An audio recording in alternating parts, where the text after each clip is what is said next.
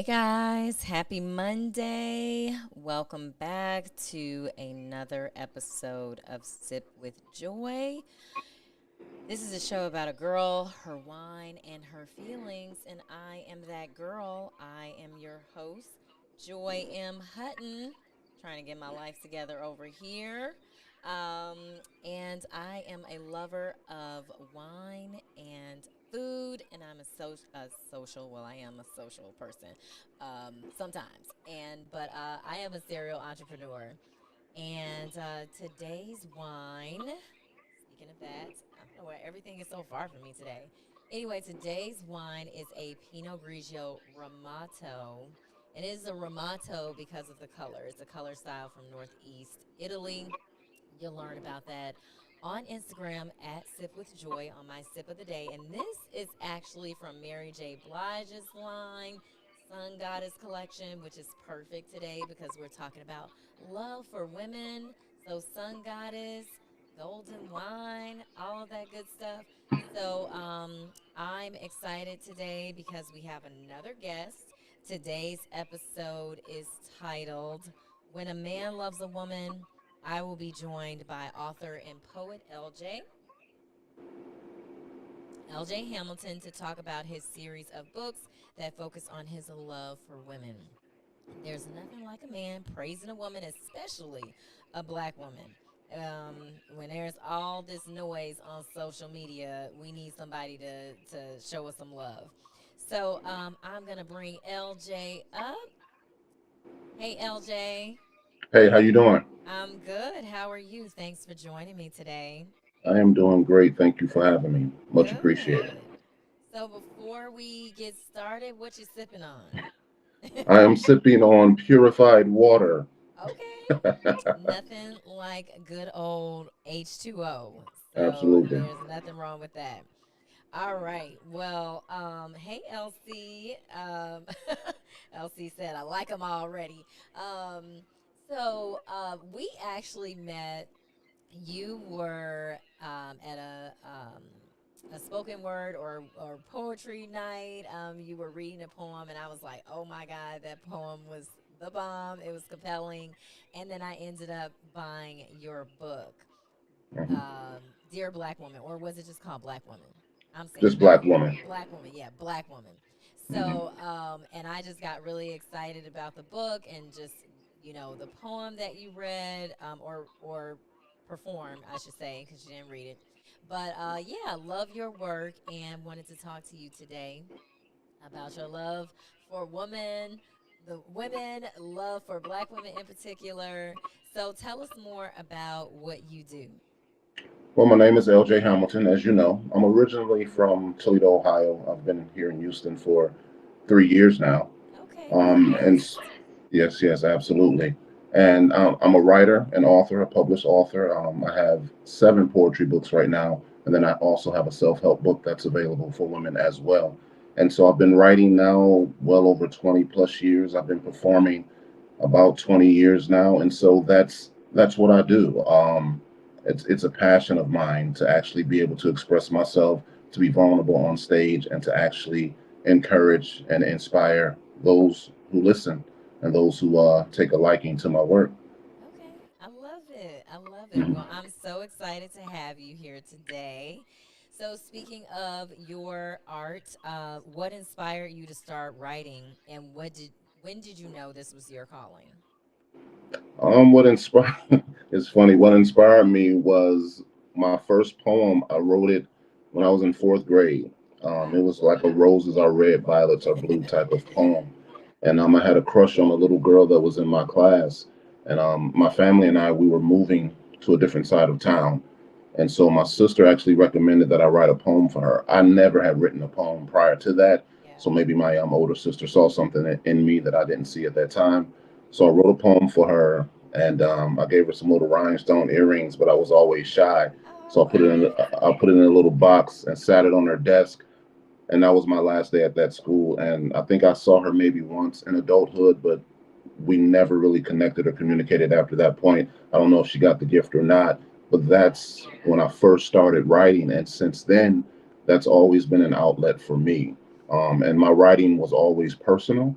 up until I started performing it, you know, almost 20 years ago. And that's when I decided to actually express myself through my writing. And the responses that I received at that time and up to now let me know that this is what I'm supposed to be doing. This is part of my calling and part of my purpose. I love that. So always a ladies' man. I wouldn't say that, but So your work often centers around women, particularly Black women. What made you choose this focus? because black women are often disregarded, being the most educated women, the most duplicated, most imitated, all of the things that we already know. Mm-hmm. Black women are still disregarded. They're the least protected, the most disrespected. And so I took it upon myself, being that those things are so extreme, my celebration of Black women will be equally as extreme, if not more. So on the cover of all of my books is a Black woman. All of my poetry books center on celebrating Black women.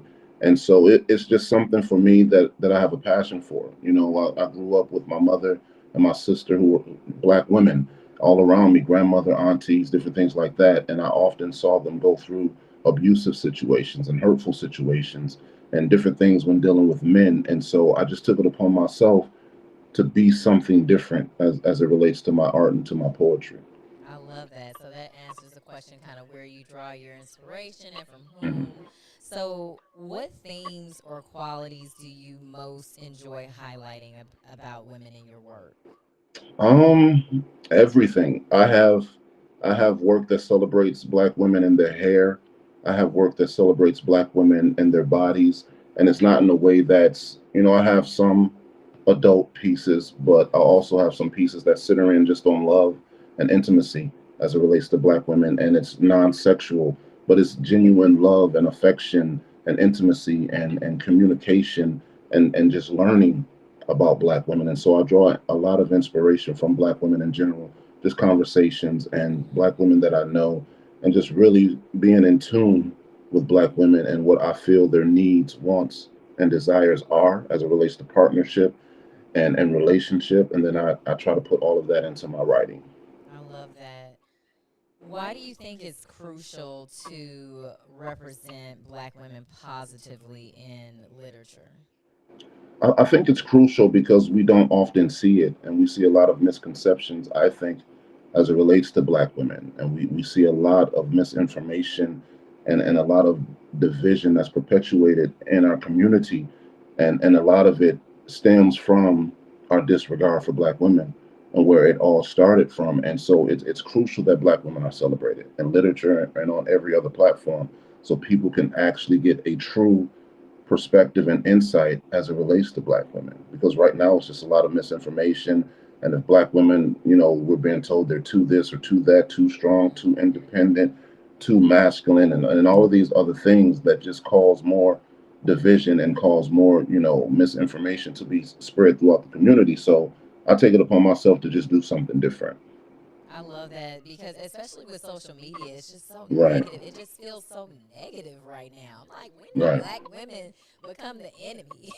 right, It's right. so negative. So that's one of the things I appreciated about your book, but also about your delivery.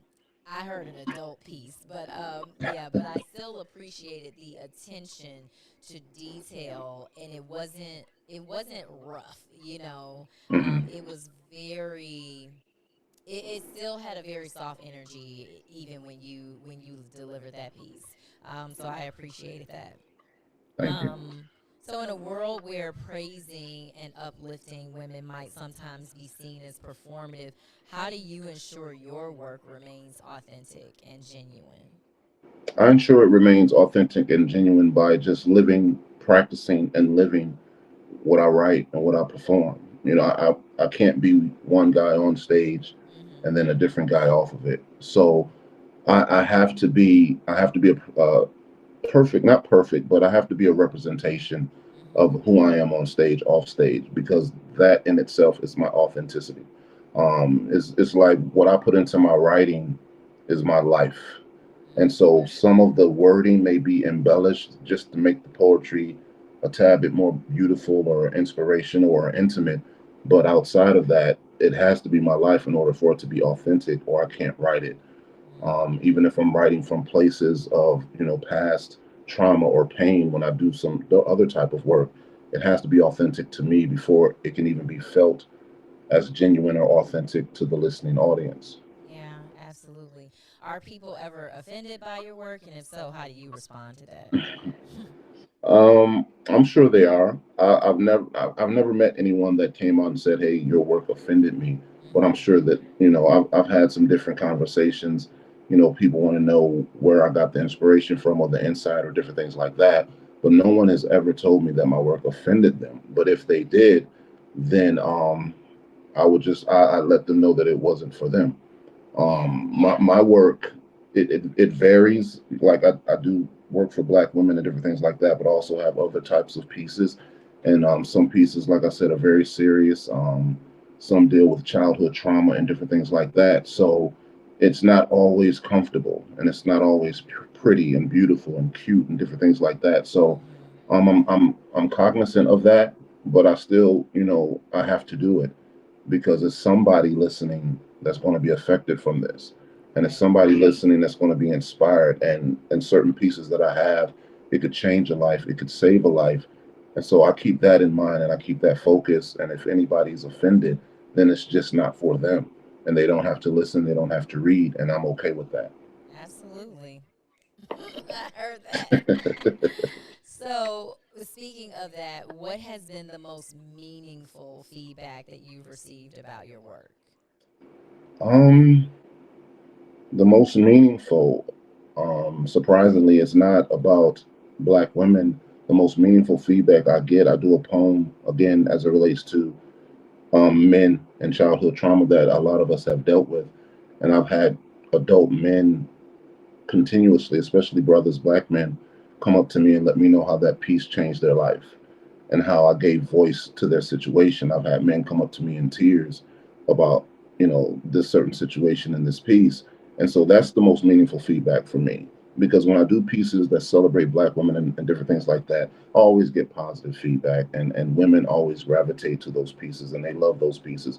And I love that feedback and I appreciate it. But I also appreciate it when a brother can come up to me in a vulnerable state, some with tears in their eyes, and let me know that what they heard actually helped them, or shifted something in them, or gave voice to their situation, and something that they have never talked about before. So that's very meaningful for me. Yeah. Speaking of shift, what do you feel needs to happen to get us back to a positive place? Especially on social media, you have all these podcasts that are just bashing men, bashing women.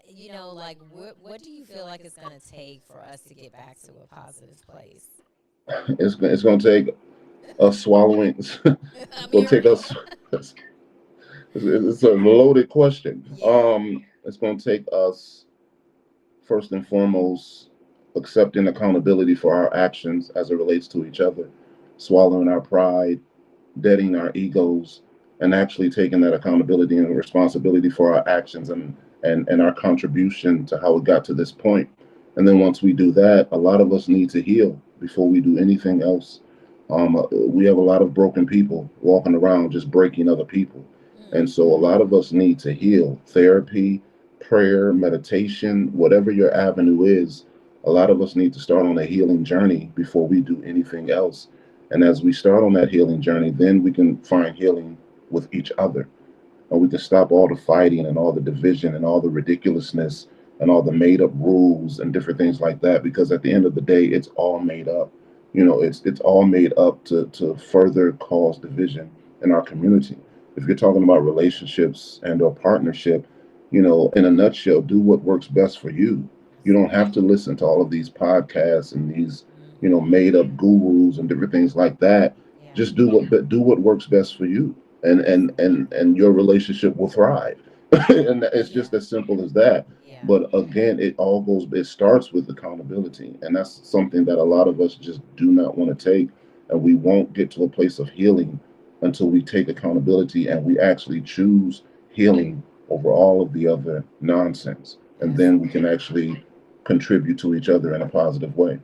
Yeah, it absolutely is a choice. I Right, had a conversation with our guest last week. Healing is a choice. Granted, some people will take longer than others. Your journey is your journey, but I right, like that you said that piece about accountability. You right. know, um, and so kind of going back to the black man, like educating the black man about how to treat a woman, Hmm. how to treat a black woman. What does that look like? What does that look like for you beyond the words that you're putting to paper? Just challenging black men to do better, to be Mm-hmm. better, not being afraid of the quote unquote backlash when you challenge black men to do right and do better by black women. And it doesn't always have to be a black woman that you're interested in. Mm-hmm. Black women in general. At the event that we met at, I was having another conversation with a young lady, and I asked her, because it was part of the conversation we had, do you feel protected here? Because it was a room full of black men and black women. And she was like, no. And so for me, that's a problem because I'm a part of the black men that are there, and she didn't feel protected. And so many black women go out into society not feeling protected by black men. They feel like they need protection from black men, and so Mm-hmm. that's a problem. So for me, it's about challenging black men, all men in general, but black men specifically, to just do better, to be better, to do what we know is the right thing to do. I am not perfect. I make mistakes, but to do what we know is the right thing to do is just it's really that simple. And like I said, it doesn't always have to be a woman that you're interested in, but I'm talking about women in general. Now, if that woman doesn't accept whatever it is that you're offering, even if it's just to walk her to her car or whatnot, then that's fine. You move on and you go about your way. But we must do better first Yeah. as men in our community, as leaders in our community. And then once we do that, things will get better. Where do you think we lost our way? Um, that's another loaded question. I know.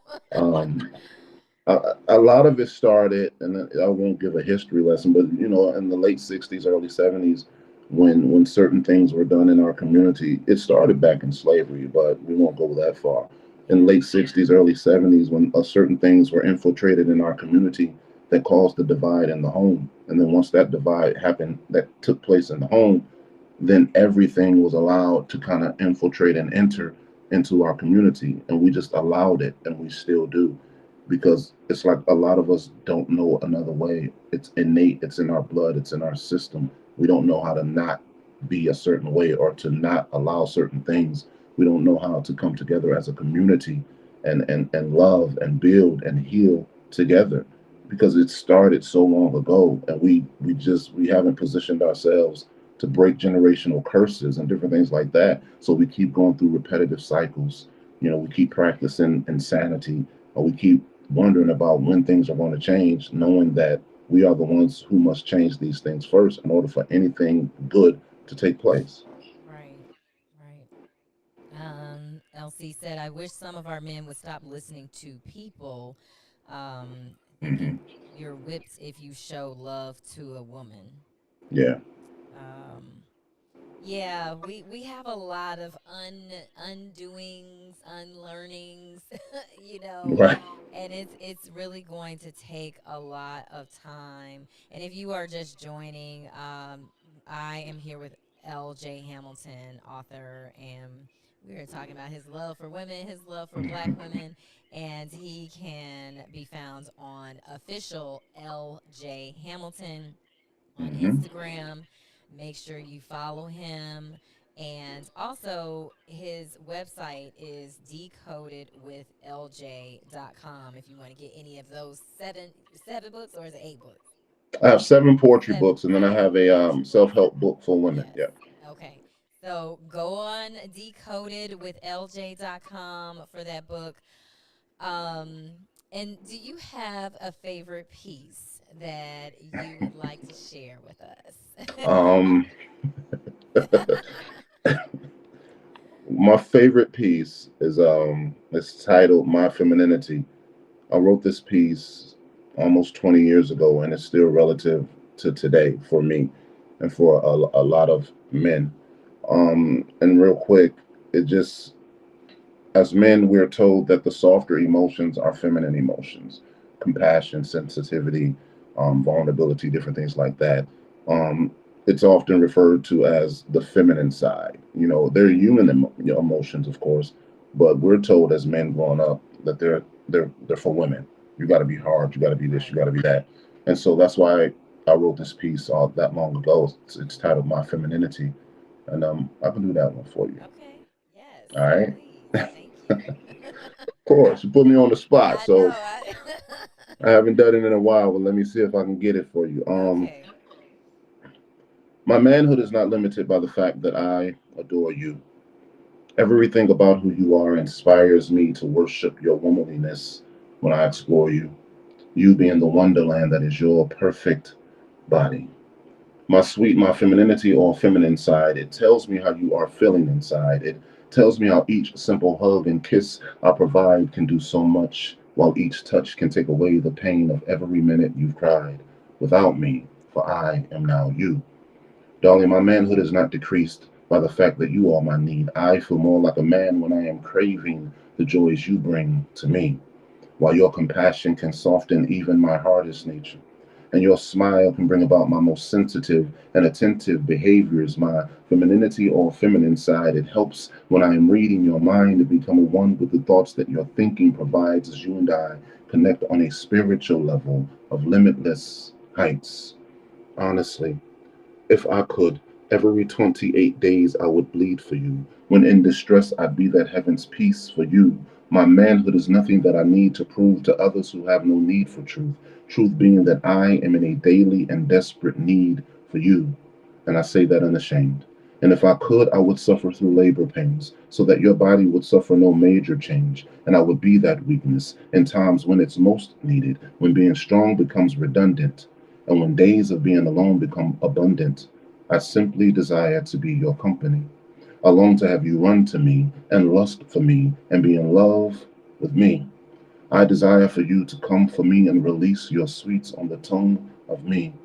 Honestly, if I could, I would carry within me a part of you for 270 days, but since I cannot, I will glorify you in 270 ways until tomorrow, and that's when I will start all over again. And if I am less of a man to any of them, then I am more than over my friends. You see, their laughter means nothing, whereas you mean everything and more. They envy what I have found because of with their love or lack thereof, they become bored and complacent. While me, I know exactly where my place is. It's with you, beside you, inside you, so I am not complaining. When many tell me that I have too much of a feminine side, not knowing what this feeling is like to have love, to know love, and to experience what this feeling excites inside of me. I am woman, for I am you, and I am not afraid to show it. I am masculine with the feminine blend, and I give no concern to those who know it. And if you need me to, I will cry for you, lay down my life and die for you. If need be, I will fight for you against others who have no right to do what they do to hold you down continuously. I am all man only because you bring out the best in me.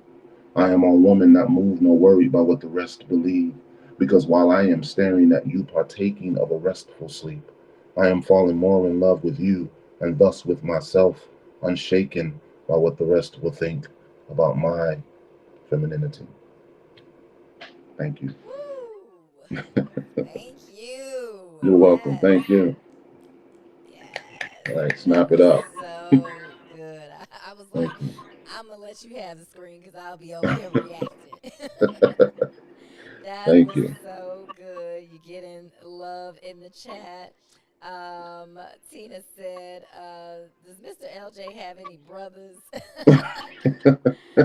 Elsie said, is it hot there too? Oh my Yes. God. Love that. That was, yeah. This is what I'm saying, y'all. This is, this is why I wanted him to come on because I'm like, yes. I mean, you have a gift, LJ. You definitely Thank you. have a gift. And even in hearing you talking, I'm like, Professor LJ, you need to be teaching somebody's class. Right. Professor LJ. But yeah, thank you so much for sharing that piece with Of us. course. That was Appreciate it. beautiful. Thank you. Okay. All right, so we're not gonna work LJ too hard tonight. We're gonna do this rapid fire. You guys make sure you follow LJ at official LJ Hamilton and get the books on decodedwithlj.com. We'll do this rapid fire and then talk about what's coming up next for you because he's All right. always out here spreading love. Absolutely. Okay, so uh, Elsie said, "I think we needed this today." I think so too, because listen, we we in an age where the black woman is not on good terms with a lot of people right now, and we Right. are about to vote. Tomorrow. Well, Hmm. I did early voting, but people are still voting, and yeah, it is. It's We are crucial. in a crucial time right now. Right. So, okay, let's do this rapid fire. So you choose one or the other. All right. Hmm. So, early bird or night owl? Night out. Hopeless, romantic, or realist? Hopeless romantic. Okay. Dining out or cooking at home? Cooking at home. Singing or dancing? Dancing. Okay. Long walks on the beach or in the city? In the city. Call or text? Mm. Text. Okay. Text. TV in the bedroom or no? Absolutely. TV in the bedroom? Hmm. What? Yeah. Oh, no TVs in the bedroom. It's a distraction. Seafood or steak? Seafood. Okay. Wine or cocktail? Wine. Words of affirmation or acts of service? Ooh. Those are my two, but if I had to choose one, I would say acts of service. Okay, good, good. Okay, let's go back to this TV in the bedroom. Hmm. So it's funny because when I grew up, my parents never had a TV in the bedroom. Hmm. And I think they just never had a TV in the bedroom, not for the reasons that people state. But Right. now they have a TV in the bedroom. And, people say no TV in the bedroom. The bedroom is for sleeping and intimacy. So what are your thoughts on that? Because I feel like the TV can be a distraction I sometimes. mean, it can be a distraction or it can be a conduit. It just depends on what you're watching Yeah. and who you're watching it with. I mean, anything can lead to everything. So if you're involved with somebody that likes watching television in the bedroom just as much as you do, then you put on something that both of you will enjoy, Yeah. and that creates another level of intimacy. Now, if it's just you, and you might just want to watch TV in the bedroom one night, just lay and chill, then that's Yeah. cool too. Right, But right. yeah, I don't think it's a distraction. It could be, but Yeah. if you work it the right way, you'll be Yeah, all and I good. guess you have to be on the same page because I'm a light sleeper. Turn that TV off. Yeah, right. I mean, you don't have to have it on when you sleep. Yeah, some people have to have a TV on to go to sleep though, and I'm like, we are not aligned in the bedroom Right. yet. So what else is coming up for you? I have some shows coming up, and everything can be found on my IG page, especially, and then some on my website. I'll be at Rudyard's tomorrow with Right About Now Poetry, and That's we'll in be doing it. Houston for those that aren't in Right, Houston. right, absolutely. And we'll be doing. We'll have a live band coming out. We'll be doing some poetry, and Mm-hmm. it'll be some singing and different things like that. And then, what else? I have a book that's coming out next month in December. My newest poetry book. It's titled Mr. Midnight and the Passion Experience. So Oh, it's that going. sounds It's like an yeah, adult yeah. book. It is, but it also has some intimate pieces in there and Yeah. love and different things like that. So I'm gonna be having two book release parties in January. I know that's kind of far off, but Mm-hmm. other than that, like I said, most of these things will be posted on my Instagram page because sometimes I have things that just come up, and then I'll Yeah. just go and do that, or I'll just be there and I'll always post about it. So if you Mm-hmm. want to see me perform, and it's a lot of great artists in this city that you can come check out as well, then just follow me on Instagram, and Mm-hmm. I'll put all the details up there. Okay, you heard the man. Follow him on Instagram at official LJ Hamilton. Hope you all enjoyed this talk tonight. I have thoroughly enjoy this. I know I didn't want to keep LJ too long tonight, That's but that's all right. yeah, this is great, and I really appreciate the work that you are doing. So, I mean, how often are you churning out these books? Because I mean, you are busy.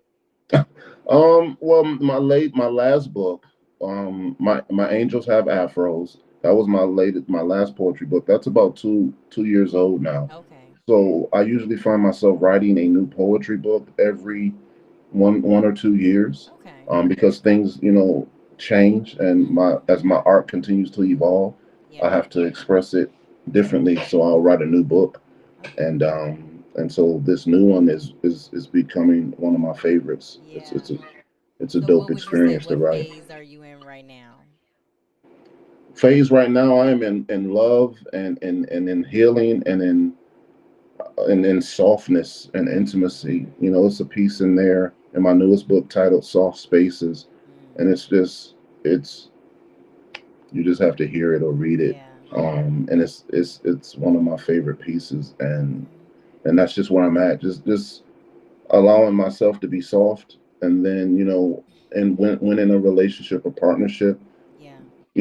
making sure that I'm with someone that is allowed, where I don't Right. always have to be hard and always have to be, you know, manly, for lack of a better way to say it. So that's kind of the phase that I'm in right now, and so it's showing in my writing. Yeah. I love that. Hmm.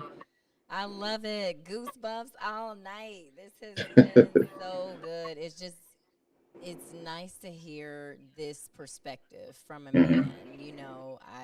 I know folks love to hear me talk, but I always like to have male guests on too. But I appreciate your transparency and that softness. I don't think you know a lot of people truly understand the value of that.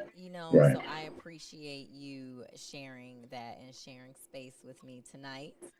I And appreciate you having me. thank you to everyone for joining. Elsie said very refreshing.